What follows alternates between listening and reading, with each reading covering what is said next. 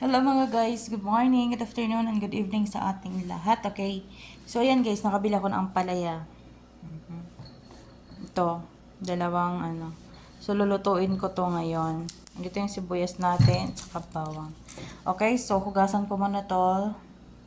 And then, lulutuin na natin, okay? Guys, nahugasan ko na siya. Ayan.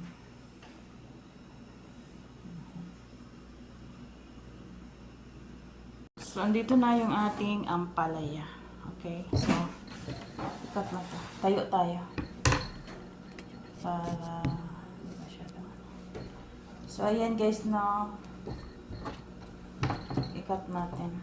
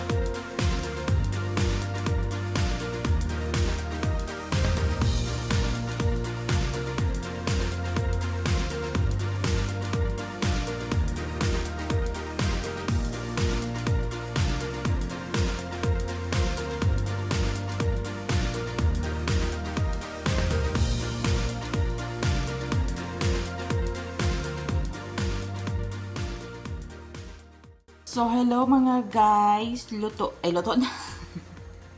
Tapos na siya. Tapos ko na siyang anahin na. Ayan, ito yung sibuyas natin. Gusto ko talaga maraming sibuyas.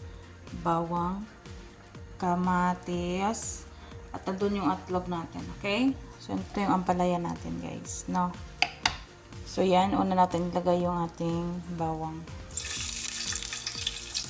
Naka-ready na pala yun guys. Hinanda ko na yan. Okay. Right.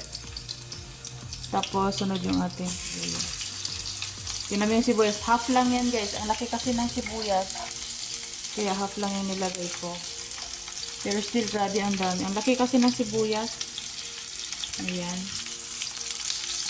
Uy.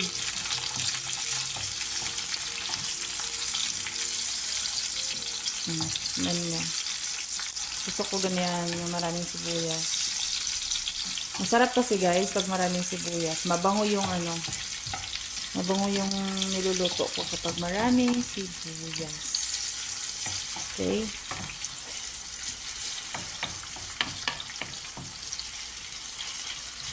Ayan. Bigyan na natin ng asin. Alam nyo guys, hindi ko talaga to inano yung ano, ampalaya. Gusto ko talaga yung mapait siya. Para makuha ko yung vitamina niya, no? Kasi anemic kasi ako guys, kailangan ko ng ampalaya. Kaya hindi ko talaga yan ginalaw. Para gusto ko siya mapait. Okay. So, doon yung kanin natin. Nagsasayang ko doon. Okay, so luto na ata to. Ito, black pepper.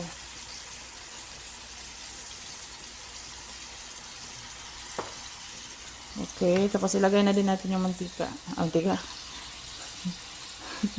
Kamatis. Bakit? Ano ba yung nasa isip ko?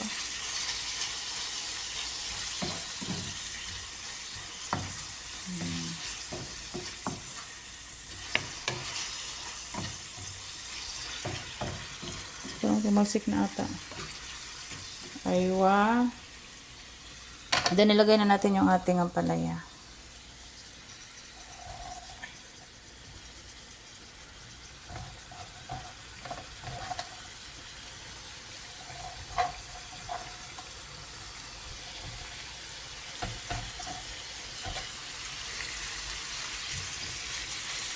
Ayan na siya. So, yan guys, takpan ko lang siya ha. Ayan guys, silipin natin kung luto na ba. Nagugas kasi ako ng pinggan. Nakalimutan ko. So, ayan. Parang luto na siya. Pwede na siguro to, no? Ayan. Sarap. Parang luto na siya.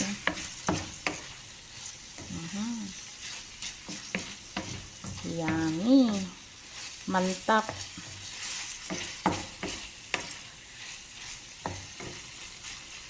Okay, so this time, ilagay na natin yung ating itlog. Dito yung itlog natin.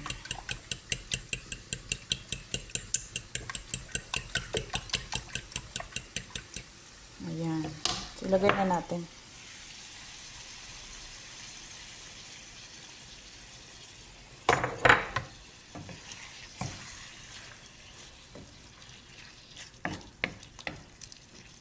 Okay.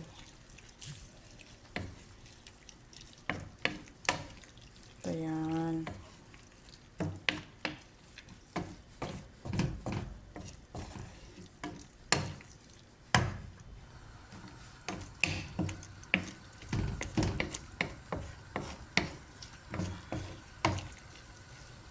Ayan guys, takpan ko muna ha.